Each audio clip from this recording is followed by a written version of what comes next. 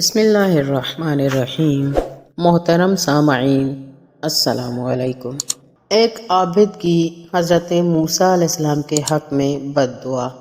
جس وقت بنی اسرائیل دنیا میں اپنے عروج پر تھے، ممالک پر ممالک فتح کیے جا رہے تھے، شام کا علاقہ اس وقت کا زرخیز ترین علاقہ تھا۔ تو جب بنی اسرائیل کی فوجیں حضرت موسیٰ علیہ السلام کی قیادت میں شام کے علاقے میں داخل ہوئیں اور شام کے دولت مندوں کی دولت خطرے میں پڑ گئی، تو وہ گھبرا گئے کہ حضرت موسیٰ کا مقابلہ کیسے کیا جائے، موسیٰ کے لشکر کو کیسے روکا جائے۔ اسی شام کے علاقے میں گناہ گاروں کے درمیان ایک ایسا عابد رہتا تھا کہ جس کا نام تھا بلعم باعور اور لقب مستجاب الدعوات تھا۔ اس نے خدا کی اتنی عبادت کی تھی کہ خدا نے اس کی زبان میں یہ اثر رکھ دیا تھا کہ وہ جو دعا کرتا تھا فوراً قبول ہو جاتی تھی۔ اس کی ہر دعا بارگاہ الہی میں قبول ہو جاتی تھی۔ ایک مرتبہ شام کے یہ مالدار لوگ گھبرا گئے کہ ہمیں موسیٰ کی غلامی کو قبول کرنا پڑے گا اور شریعت کی پابندی کرنا پڑے گی۔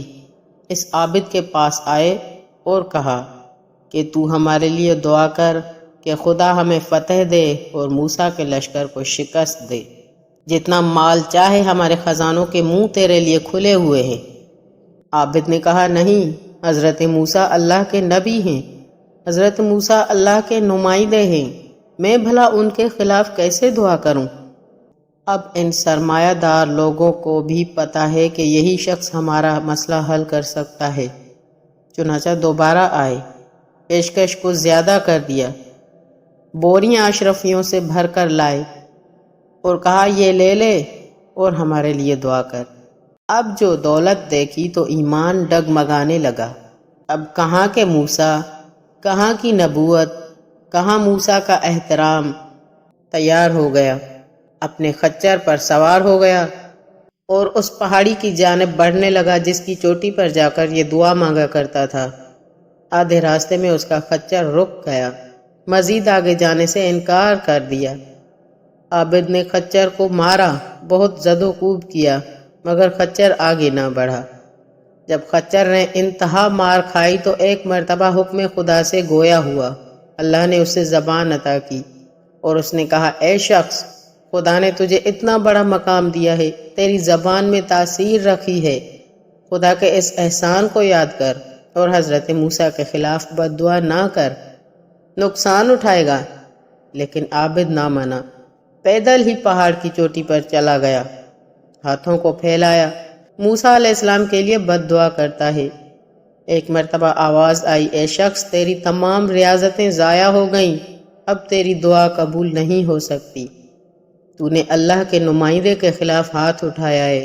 اب جو یہ دیکھا کہ میری عبادتیں تو ضائع ہو گئیں، پلٹ کر آیا اور کہا، اے لوگو، میری دعا قبول نہیں ہوئی، چونکہ پیسوں کی چمک دیکھ چکا تھا، دولت کا واپس چلے جانا گوارا نہ تھا۔